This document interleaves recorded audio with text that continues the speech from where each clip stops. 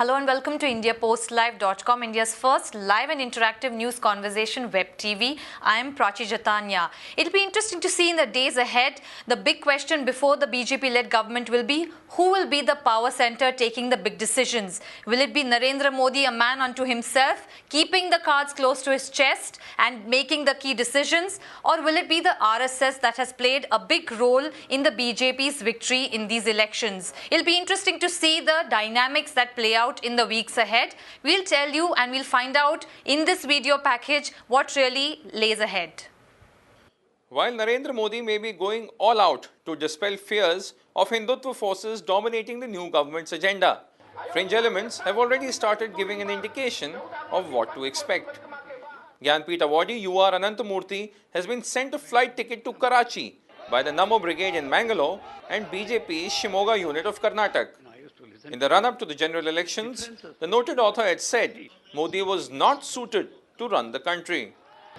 While in Vittal region of the same state, some BJP workers allegedly entered a mosque compound and burst crackers while taking part in a victory procession. So is the RSS calling the shots or right-wing activists becoming a law unto themselves? Well, the ball is now in Modi's court. And to give us more perspective on what lies ahead for the BJP government and what kind of elements, including the RSS ideology, will come out to play, we have in the studio joining us Dr. Ejaz Ilmi, who is a national member of the BJP. We also have senior journalist Venkatesh Ramakrishnan to tell us more on what to expect with the Modi-led government. Dr. Ilmi, what can we expect? Will the RSS have a huge role to play in the key decisions in the government? I think this entire hype that has been created about the fear of the RSS or the involvement of the RSS as far as governance is concerned, I think it's a similar thing that was played out during elections. The fear psychosis, which was created on the minorities, that you will have the RSS type of government. But the fact is, RSS went out of its way to campaign door to door, and they asked the voters to vote in large numbers. And secondly, this has been clarified by the RSS, Mr. Ram Madhav himself. And they said, we reached out to the people to tell them about the governance or the lack of it in the last 10 years. And this is what the nation is facing. So they are well within the rights to reach out to the masses and to people who share similar ideologies. But the fact is that they will call the shots. This mandate is for Mr. Narendra Modi to deliver. I mean, it's very clear. Either you perform or you perish. Either you deliver or you get decimated. So that's the mandate. And if you look at the background of what Mr. Narendra Modi did in Gujarat, well, he was in power for the last 12 years. You didn't have the RSS running the show, or the Bajrang Dal, or the VHP. In fact, people like Togadia and all were totally marginalized and sidelined. When you come to governance, it is governance all the way. You can't look at other agendas. Because, like I'm saying, the people voted you in, they can vote you out. Venkatesh, but there are definitely elements, especially in the minority community, in the civil society. They're all talking on social media. Where is Dr. Amartya Sen now? Will he be in India? There were a lot of people who questioned Modi's development agenda in the run-up to the campaign for the elections. So don't you feel now with, Anantamurthy, the Gyanpith awardee, also getting the kind of ticket from the elements, the Hindutva brigade as such in the south, what exactly is going to happen then? No, the dynamics of the result as we see it, because for the first time in 30 years you have a party getting single majority as its own, and you have the coalition getting a huge numbers in parliament.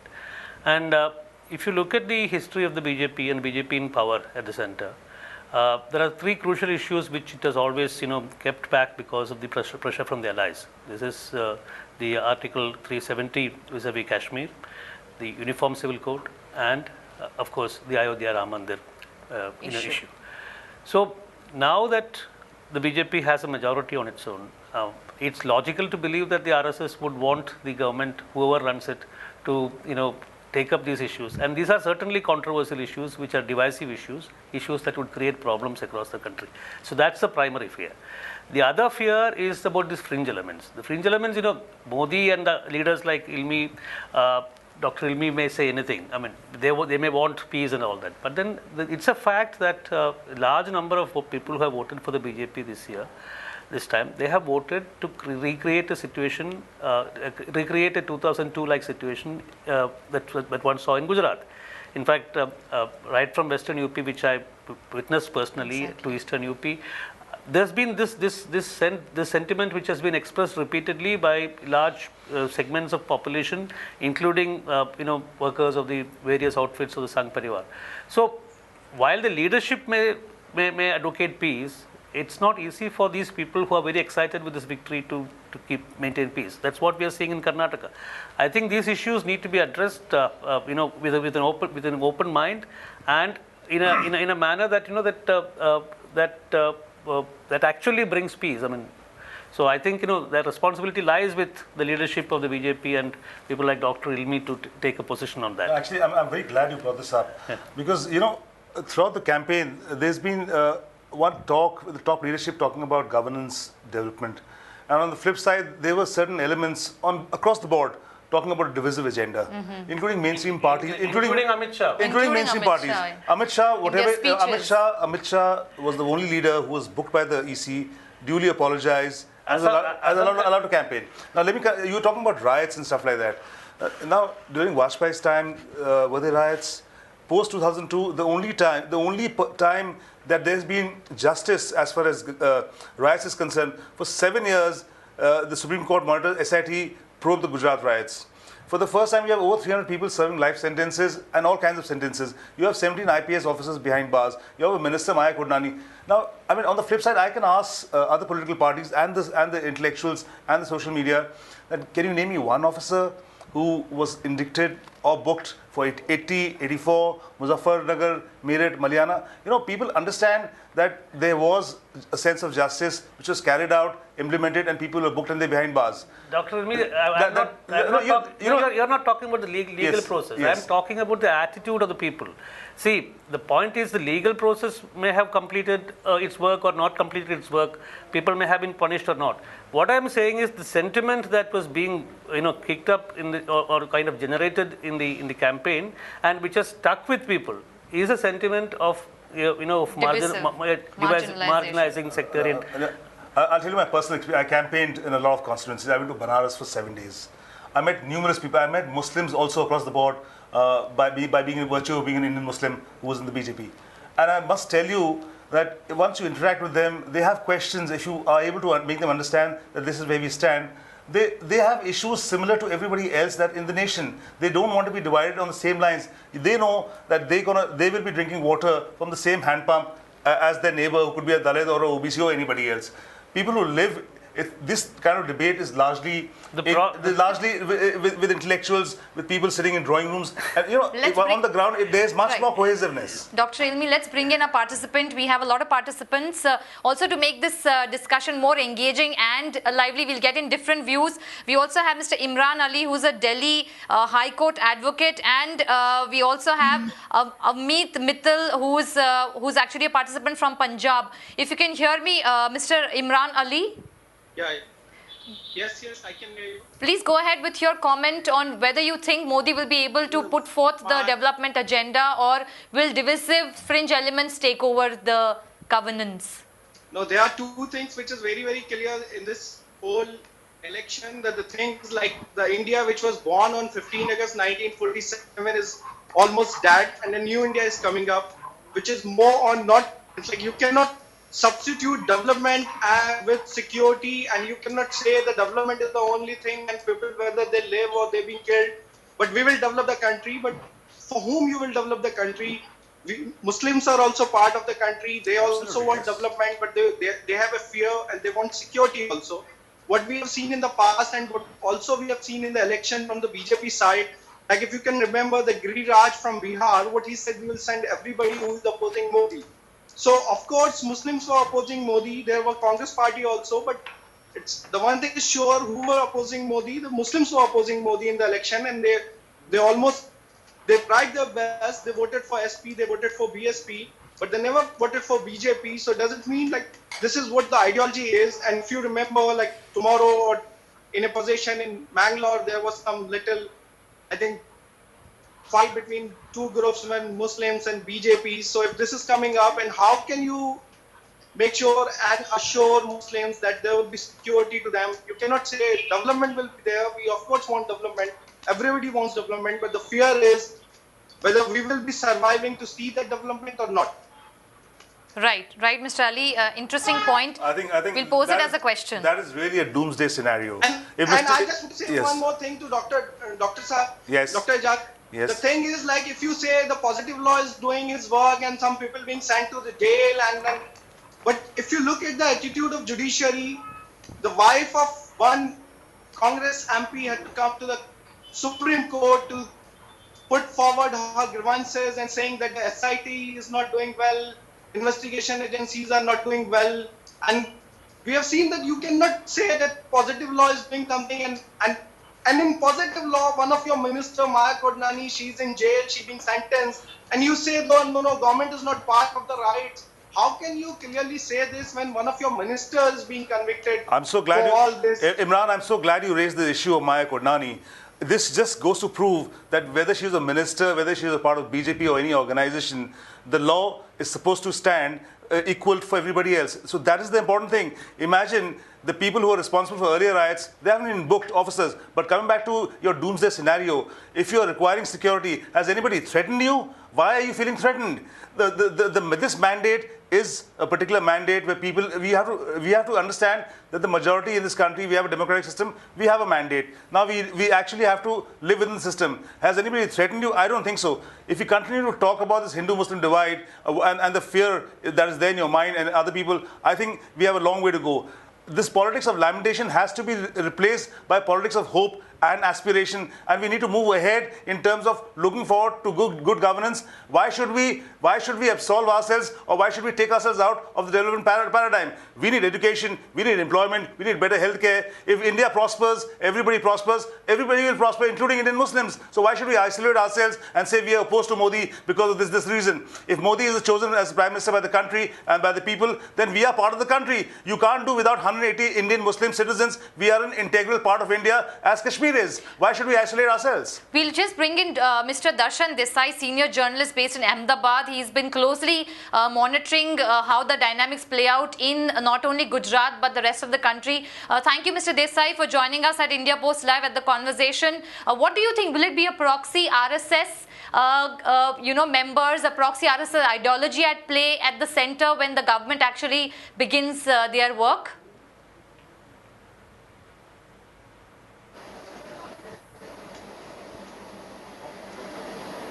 I think we have an audio problem. Mr. Desai, could you just check the audio at your end, please?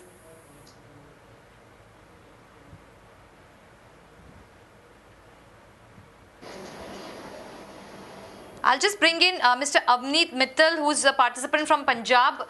Mr. Avneet, would you like to participate at this point in what the discussion is? Aneet, Mr. Aneet? Hello. Yes, go ahead. Mr. Mittal?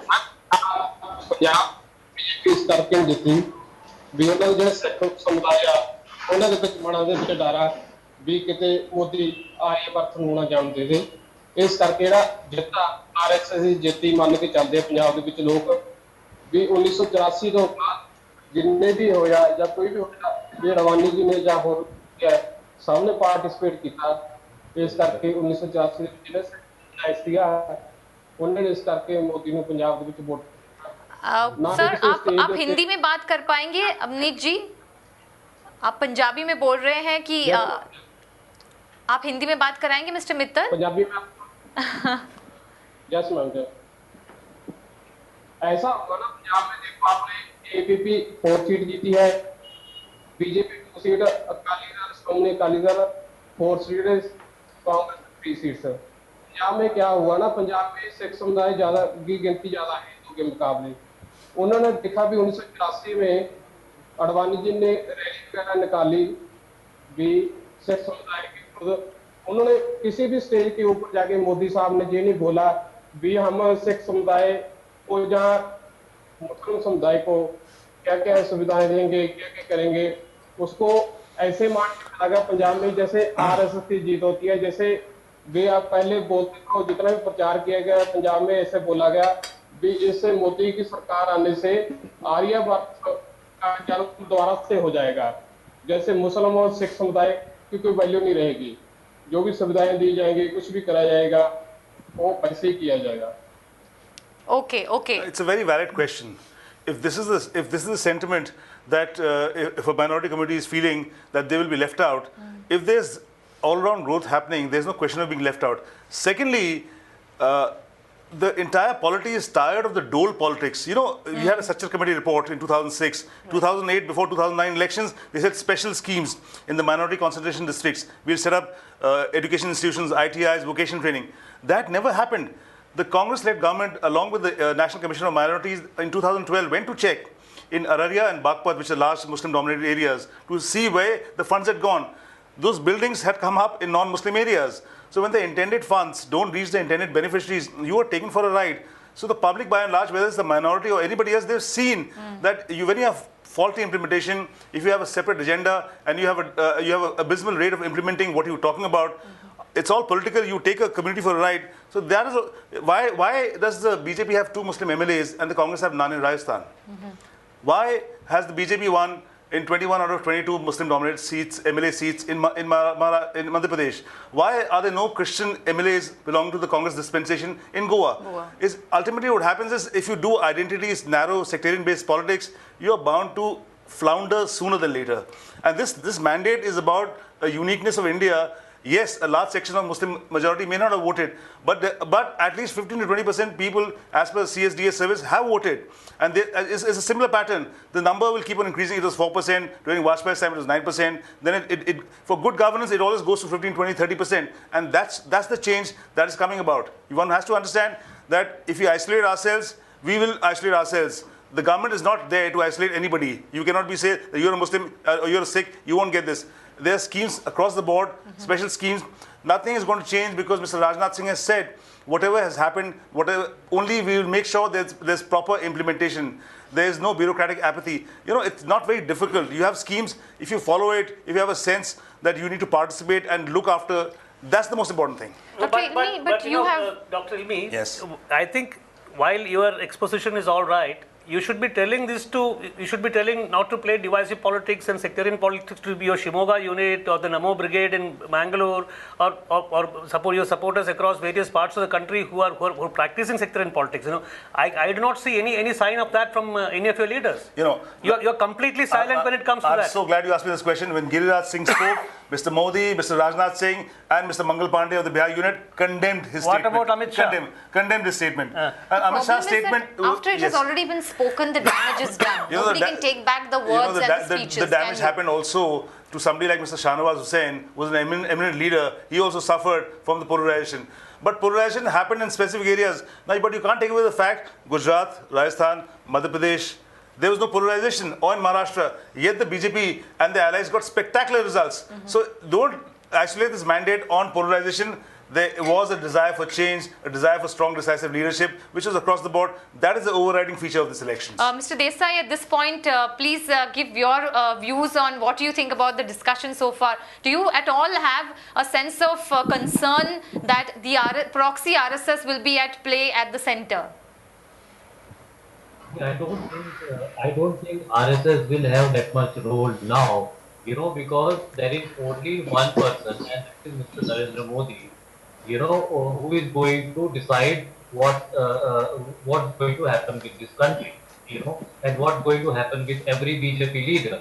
You know, if he wishes and if he wants, he would have no cabinet except himself and some officials, you know.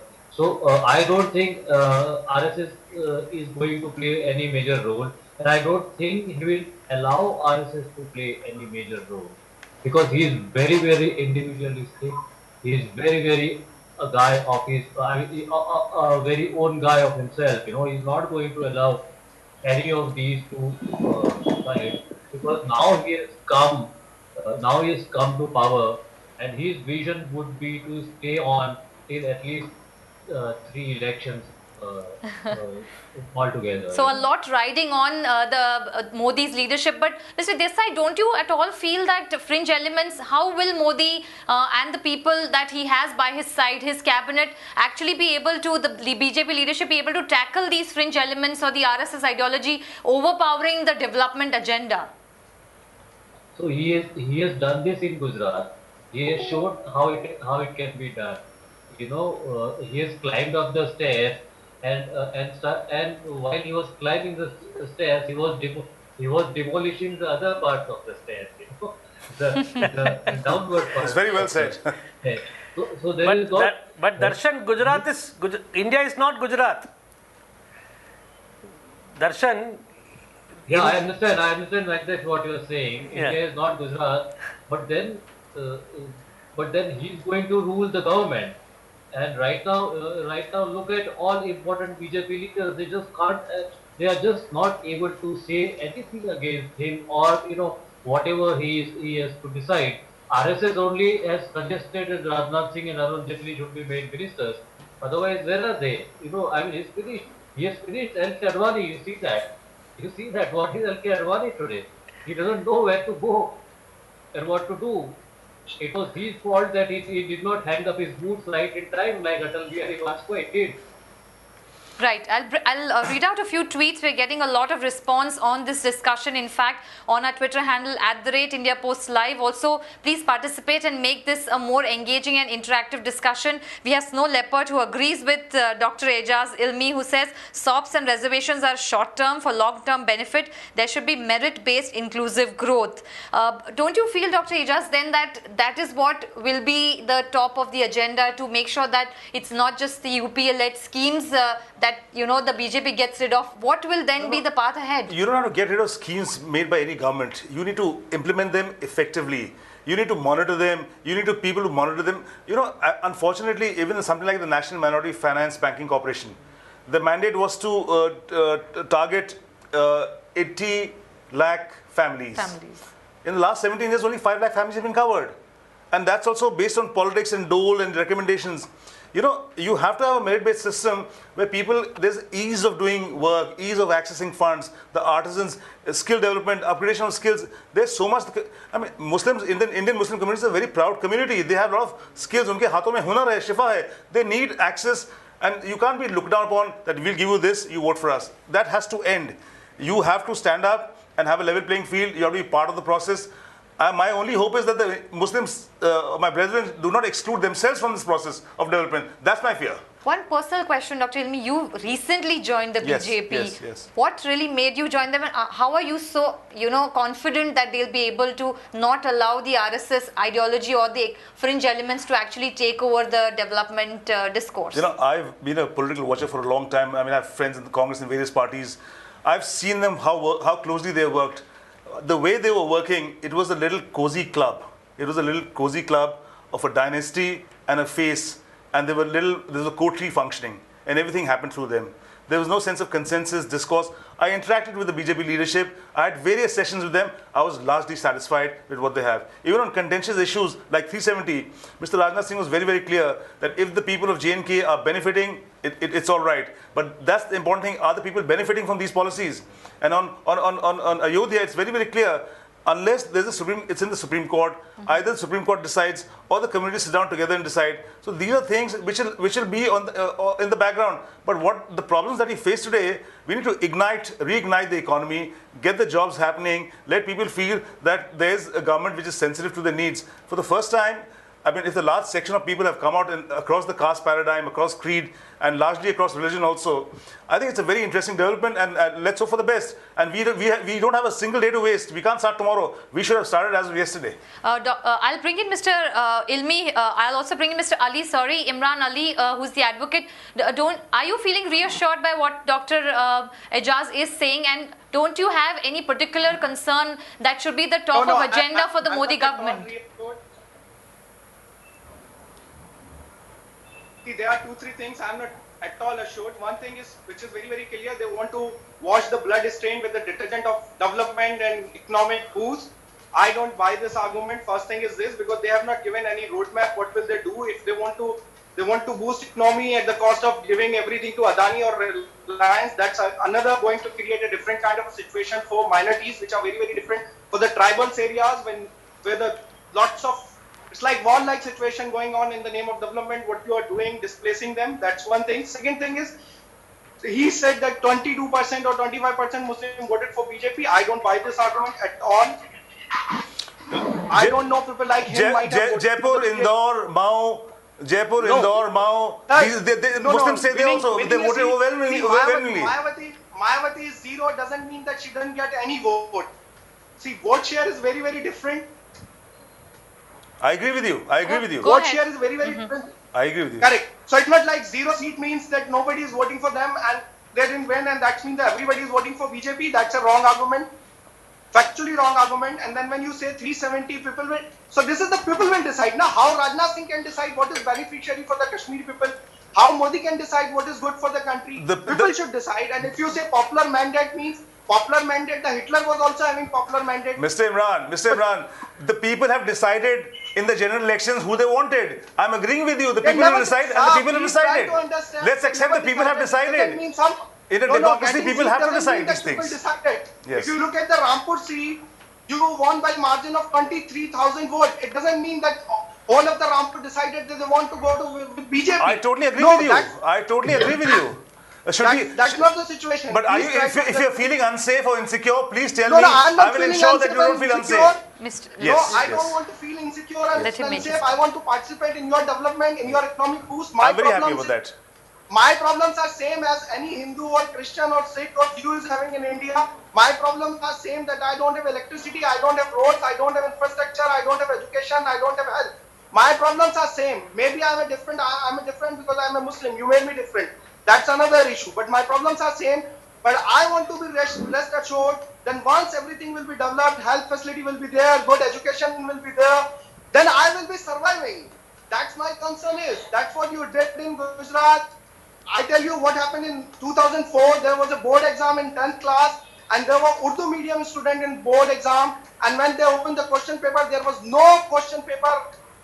Question was not asked in Urdu. And then this Urdu medium people, they were looking what happened, how can we write answers when even though we don't know question. Then we have to rush to the High Court, Gujarat High Court, Mukul Sinha, Iyer, Pathan and we went to the High Court and then the High Court directed the government, you can't do it. So these are the policies. If you think that RSS is not going to play, RSS is not going to what they are waiting for 60, 70 years. No, I don't believe what you are saying. I'm sure you will do development, but what will be the cost of development?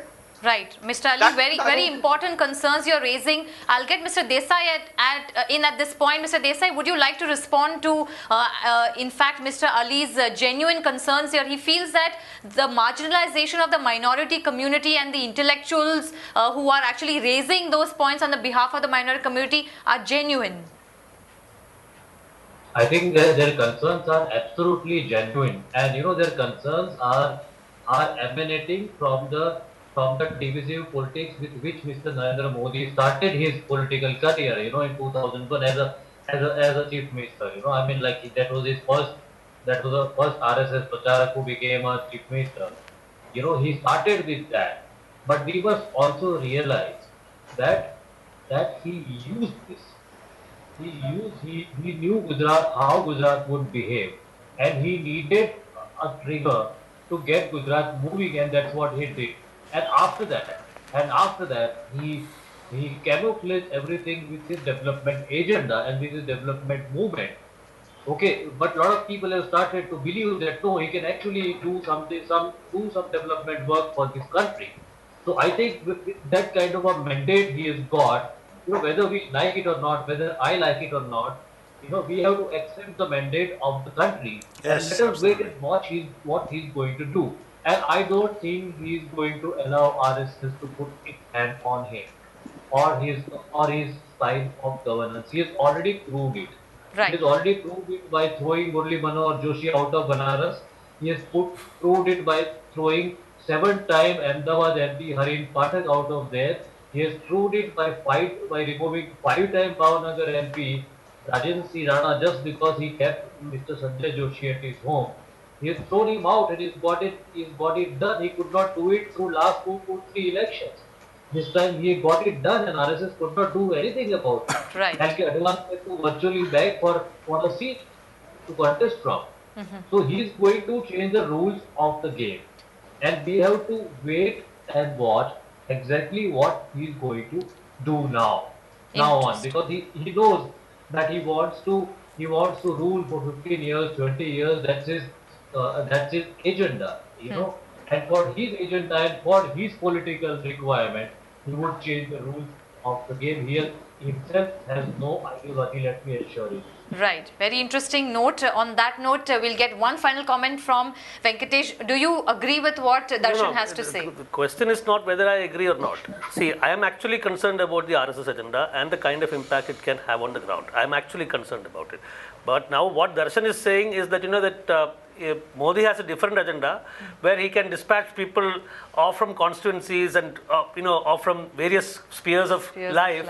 And to enforce his dominance. I don't know whether that is better or the RSS domination is better. So, in any case... Devil in the deep sea. Well, it's people's domination that is more important. People have spoken. I think instead of being doomsday scenario analysts, let's look forward. Let's respect the mandate. And I assure you that there's not a single day to waste. And the BJP and the NDA led by Mr. Modi, we will hit the ground running and we will do best because we know that it's better to deliver than to be decimated. It's better to perform than to perish. All the best to well-meaning BJP people. Very quick comment from Desai. We really, Mr. Desai, we have to wrap up, but give your last comment, please. I'm just saying this in a lighter vein, but I'm trying to make an important point. My office told me whether you could do a story on what Modi is going to do based on sources close to him. I said there are no sources close to him except him. So you never know what he's going to do. Which chief minister is going to come in his place.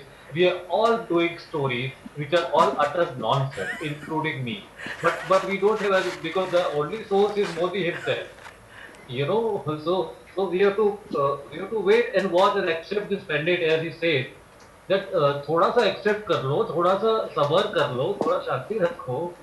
I remember one letter to editor which said after 2002 election. I remember that, and after that I kind of kept quiet. The letter says that we have made our choice. Please let us be alone and don't bother us. So I kept quiet. I was always an anti-Modi. I was a strong Modi baiter. I mean, it never came in my work, but yeah.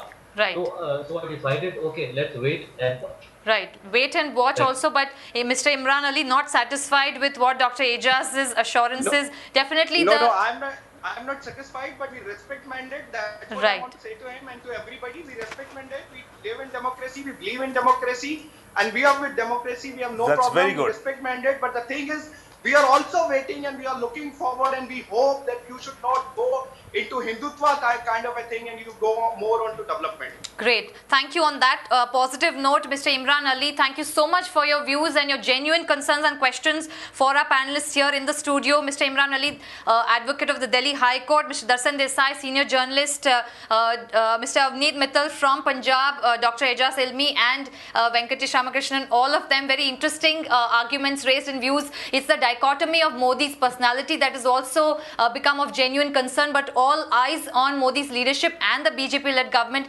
Will they be able to let the divisive forces take over, or will they be able to sideline them or silence them so that the development agenda takes priority? All eyes on the Modi government in the days and weeks ahead. Thank you so much for participating. Keep your tweets and your comments and feedback coming in. Put in audio and video comments so that panelists can take forward this discussion on our website and our Twitter handle @India Post Live. Thank you so much for watching India Post Live. Stay tuned.